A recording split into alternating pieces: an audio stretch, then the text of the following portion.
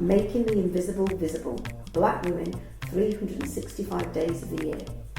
Each day will spotlight a remarkable woman whose story has shaped Black, British or global diasporic history. Women whose achievements are too often overlooked.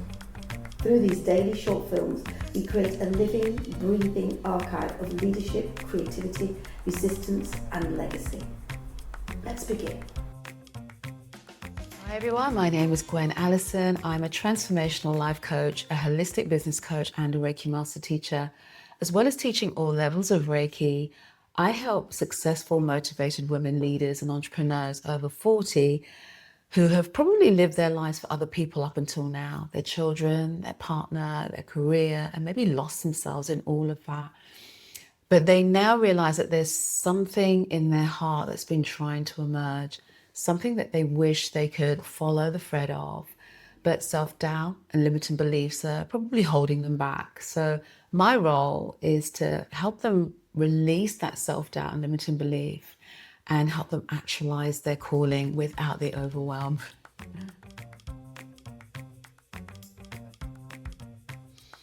My work blends practical, tangible tools and processes with mindset and spiritual energy work.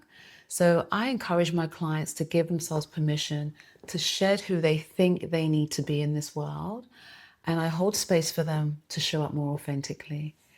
So I help them embrace all aspects of who they are, including reconnecting with their spiritual side so they can harness the help of their higher self whilst they're building or expanding their business and achieving their goals.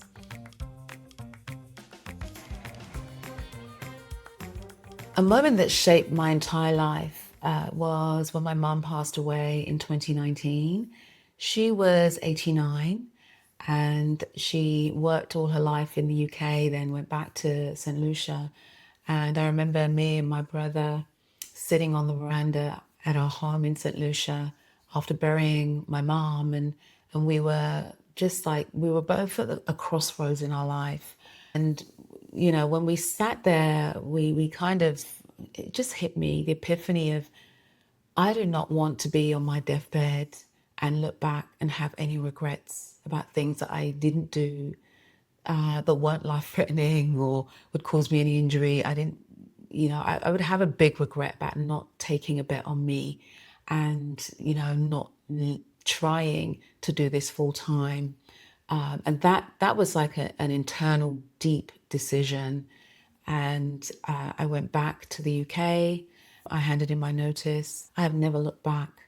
I'm earning more than I was earning anyway. I have this freedom that I didn't have.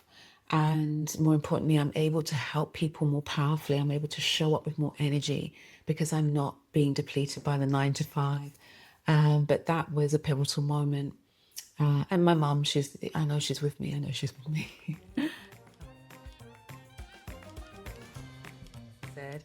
I think people don't realize how much of a tech head I am. I love technology.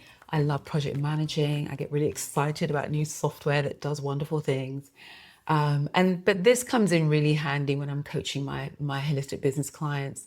You know, so some of them aren't very technical, and so it's nice to be able to hold their hand through the tech and keep everything really simple, really low level for them. But yeah, basically I'm a tech nerd.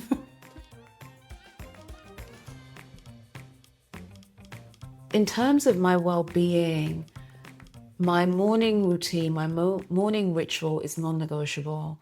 I set my alarm earlier to get up earlier, and I do my meditation, I do my self-Reiki, I do my prayers, and my prayers include gratitude. And I do that religiously without fail. Even if I've only got 5 minutes, I'll find a way to put that in. And it sets me up for the day. It manages the energy of the day. It lifts my energy. And it just makes sure I'm feeding my soul in the morning with something that nourishes it rather than like the news or social media and things like that. So that's a non-negotiable for me. I love to-do lists. I like ticking them off. I like keeping track of what I got to do that day and giving myself 3 things to do that day. So when you're working on your own, it is kind of difficult to challenge yourself a little bit and motivate yourself. There's no one there to do that for you.